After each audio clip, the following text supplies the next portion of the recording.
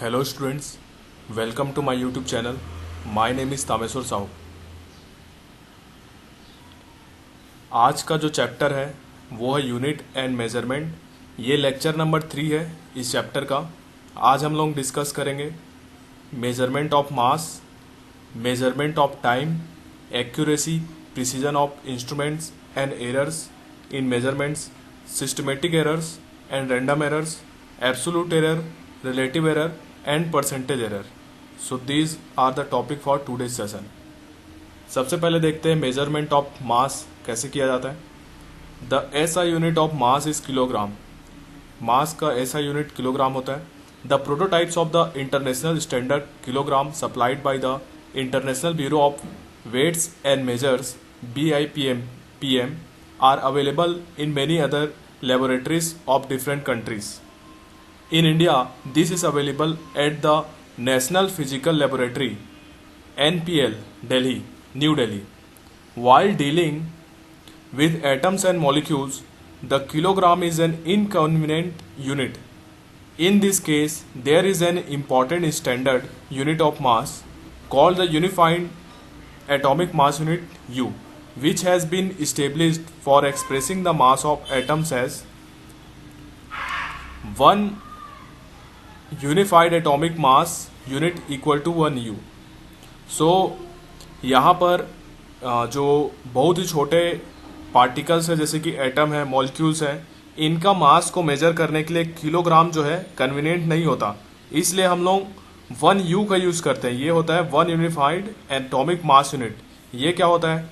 1 unified mass unit is equal to 1/12 of the mass of an atom of carbon 12 isotope including the mass of electrons.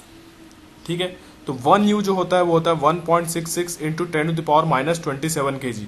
और ये जो होता है ये carbon 12 जो आइसोटोप्स है उसके मास का 1/12 होता है. नेक्स्ट देखते हैं methods of measuring mass.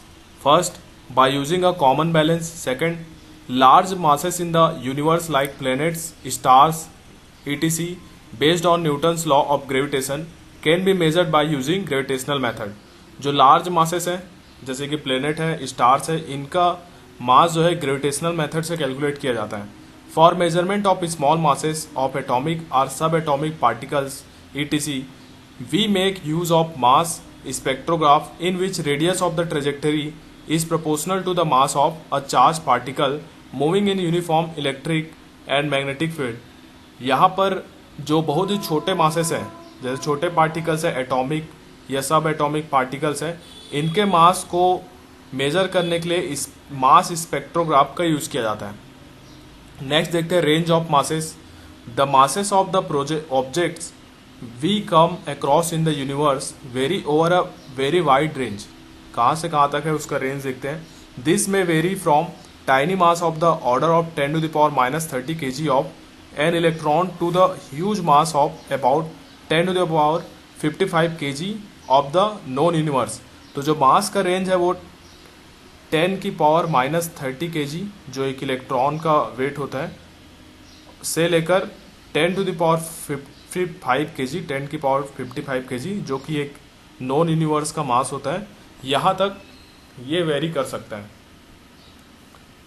Next देखते हैं range and order of masses.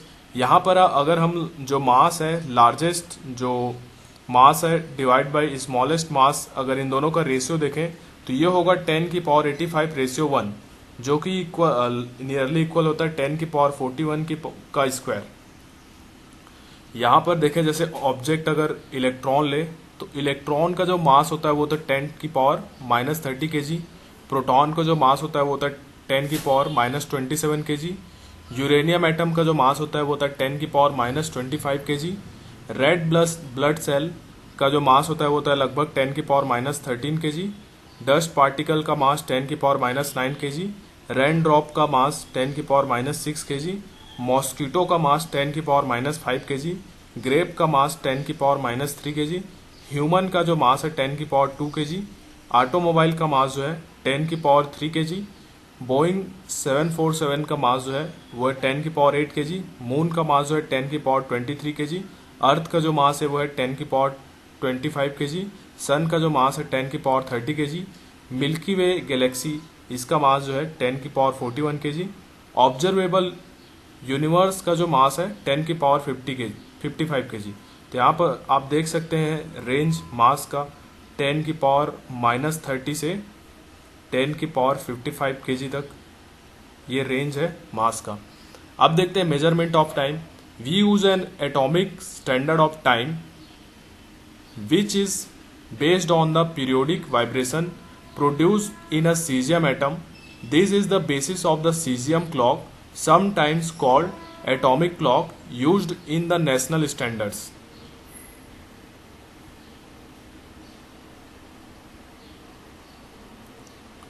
In the cesium atomic clock, the second is taken as the time needed for 9192631,770 vibrations of the radiation corresponding to the transition between the two hyperfine levels of the ground state of cesium-133 atom.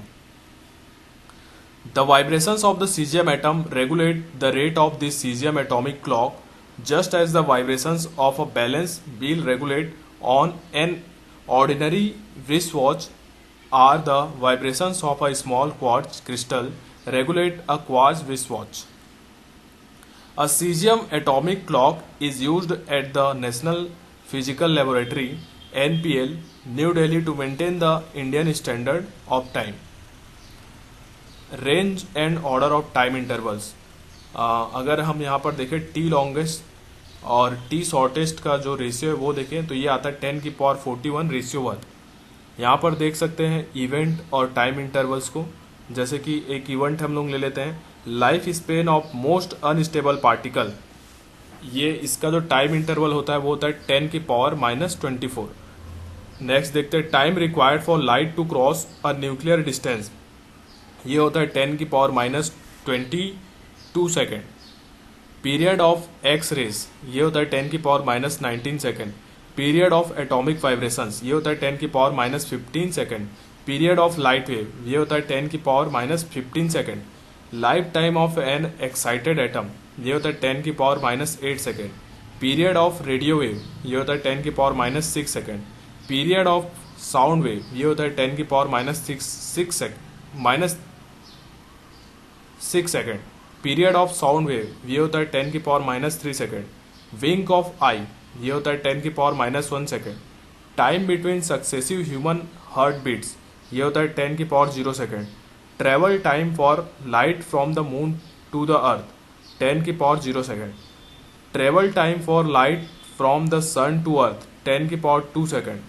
Time period of a satellite, 10 की power 4 second. Rotation period of the earth, 10 की power 5 second. Rotation and revolution period of the moon, 10 की power 6 second. Revolution period of the earth, 10 की power 7 second. Travel time for light from the nearest star, 10 की power 8 second. Average human life span, 10 की power 9 second. Age of Egyptian pyramid, 10 की power 11 second. Time since dinosaurs became extinct, 10 की power 15 second. Age of the universe, 10 की power 17 second. अब देखते हैं हम लोग accuracy, precision of instruments and errors in measurement. सबसे पहले देखते हैं एरर के बारे में। The result of every measurement by any measuring instrument contains some uncertainty, this uncertainty is called error. Next देखते हैं एक्यूरेसी के बारे में। The accuracy of measurement is a measure of how close the measured value is to the true value of the quantity. जो true value है उससे measured value कितना close है वो एक्यूरेसी कहलाता है। प्रिसीजन, प्रिसीजन क्या होता है? Precision tells us to what resolution or limit the quantity is measured. Example के लिए जैसे देखते हैं, suppose the true value of a certain length is near 2.874 centimetre. In one experiment using a measuring instrument of resolution 0.1 cm, the measured value is found to be 2.7 cm, while in another experiment using a measuring device of greater resolution, say 0.01 cm, the length is determined to be 2.69 cm. The first measurement has more accuracy जो पहला यहाँ पर measurement है 2.7 centimetre, has more accuracy because it is closer to the true value. True value is 2.874 centimetre, but less precision. Its resolution is only 0.1 centimetre, while the second measurement is less accurate but more precise.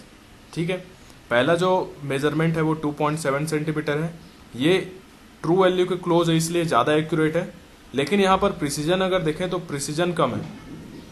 जो second वाला है इसका precision ज़्यादा है लेकिन accuracy कम है. Next देखते हैं, in general the errors in measurement can be broadly classified as systematic errors and random errors. पहला देखते हैं systematic error. The systematic errors are those errors that tend to be in one direction, either positive और negative.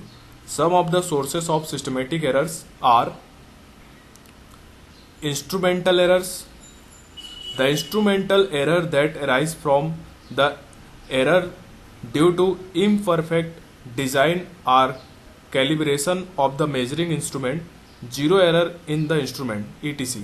तो instrumental error क्या होता है, ये जो इंस्ट्रूमेंट है हमारा उसके इम्परफेक्ट डिजाइन की वजह से इस टाइप का एरर आता है. ये एक सिस्टमेटिक एरर है. एग्जांपल के लिए देखते हैं, पहला example, the temperature graduation of a thermometer may be inadequately calibrated. It may read 104 degree centigrade at the boiling point of water at STP, whereas it should read 100 degree centigrade. तो यहाँ पर आप देख सकते हैं कि temperature graduation thermometer में कैसे हो रहा है. ठीक है, in a vernier callipers the zero mark of vernier scale may not coincide with the zero mark of the main scale. तो ये भी एक इंस्ट्रूमेंटल एरर हो सकता है कि वर्नियर कैलिपर का जीरो मार्क कोइंसाइड ना कर रहा हो मेन स्केल के जीरो मार्क से. नेक्स्ट देख सकते हैं, an ordinary metre scale may be worn off at one end. ये एग्जाम्पल्स थे. अब नेक्स्ट देखते हैं, सेकंड क्या हो सकता है, imperfection in experimental technique or procedure. पहला तो इंस्ट्रूमेंटल हो गया, दूसरा देखते हैं कि जो टेक्निक फॉलो कर रहे हैं वही इम्परफेक्ट हो. To determine the temperature of a human body, a thermometer placed under the armpit will always give a temperature lower than the actual value of the body temperature. ठीक है, अगर आप जो बॉडी टेम्परेचर नापने का जो होता है, अगर उसको आप आर्म पिट पर लगा रहे हो तो यहाँ पर आपको लोअर वैल्यू ही मिलेगा टेम्परेचर का जो एक्चुअल बॉडी टेम्परेचर है उससे. नेक्स्ट जो एरर है वो है पर्सनल एरर. पर्सनल एरर क्या हो सकता है, the personal errors arise due to an individual's bias, lack of proper settings of the apparatus or individual's, carelessness in taking observations without observing proper precautions etc. अगर जो experiment करने वाला है वही अगर सावधानी नहीं बरत रहा है, ठीक है, तो इससे क्या एरर आ सकता है, personal error.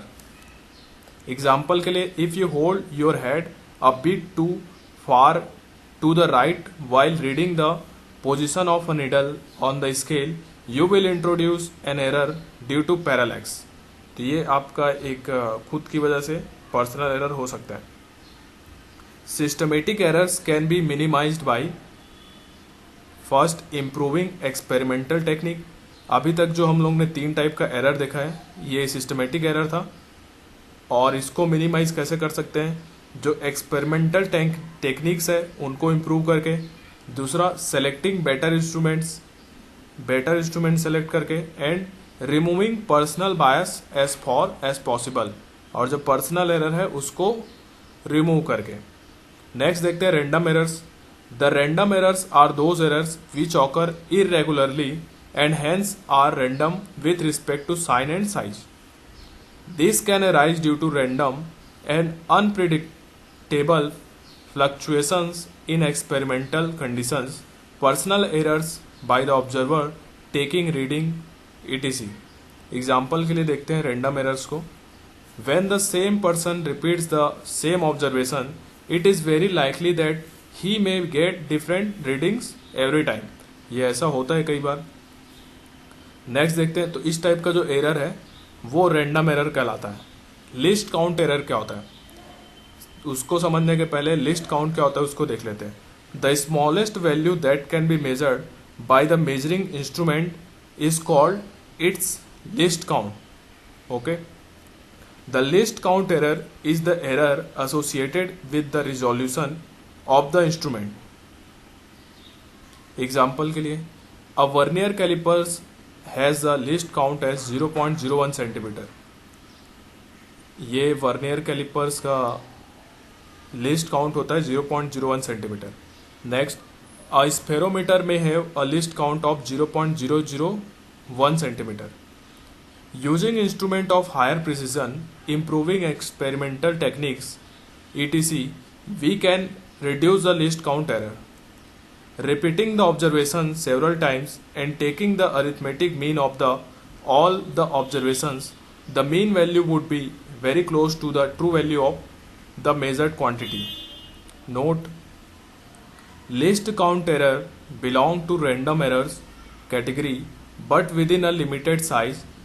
It occurs both systematic and random errors. दोनों में आता है वो. अब देखते हैं absolute error, relative error and percentage error. Absolute error क्या होता है? The magnitude of the difference between the individual measurement value and the true value of the quantity is called the absolute error of the measurement. This is denoted by mod delta A. Note: in absence of any other method of knowing true value, we consider arithmetic mean as the true value. The errors in the individual measurement values from the true value are delta A1 equal to A1 minus A mean, delta A2 equal to A2 minus A mean, dash dash dash ऐसे चलते जाएगा, delta AN equal to AN minus A mean. The delta A calculated above may be positive or negative, but absolute error delta A will always be positive. The arithmetic mean of all the absolute error is taken as the final or mean absolute error of the value of the physical quantity A. It is represented by delta A mean. Thus, delta A mean equal to mod of delta A1 plus mod of delta A2 plus mod of delta A3 plus dash dash dash plus delta mod of delta AN. इन सब को सम करने के बाद divide by n is equal to summation of i equal to 1 to n mod of delta AI divide by n. इसी को ऐसे भी लिख सकते हैं: if we do a single measurement, the value we get may be in the range A mean plus minus delta A mean. This implies that any measurement of the physical quantity A is likely to lie between A mean plus delta A mean and A mean minus delta A mean. इस range में आएगा. Relative error देखते हैं. The relative error is the ratio of the mean absolute error delta A mean to the mean value A mean of the quantity measured. Relative error equal to mean absolute error divide by true value or arithmetic mean. So relative error जो होता है वो होता है delta A mean divide by A mean. Percentage error देखते हैं. When the relative error is expressed in percent, it is called the percentage error delta A. Percentage error equal to mean absolute error divide by true value or arithmetic mean into 100%. Percentage error delta A is equal to del A mean divide by A mean into 100%. So ये जो था ये आज का हमारा lecture था. ये lecture number 3 था यूनिट एंड मेजरमेंट का. इसके आगे और भी लेक्चर्स है. इस वीडियो को देखने से पहले इसके जो पहले के जो लेक्चर्स हैं उसको आप ज़रूर देखें. और अगर आप क्लास 11th में हैं या फिर IIT JEE या फिर नीट का प्रिपरेशन कर रहे हैं तो ये वीडियो आपके लिए बहुत ही ज़्यादा हेल्पफुल होने वाला है. और इस टाइप का और भी वीडियोस आप देखने के लिए आप इस वीडियो को लाइक करें और इस चैनल को सब्सक्राइब करें. Thank you so much.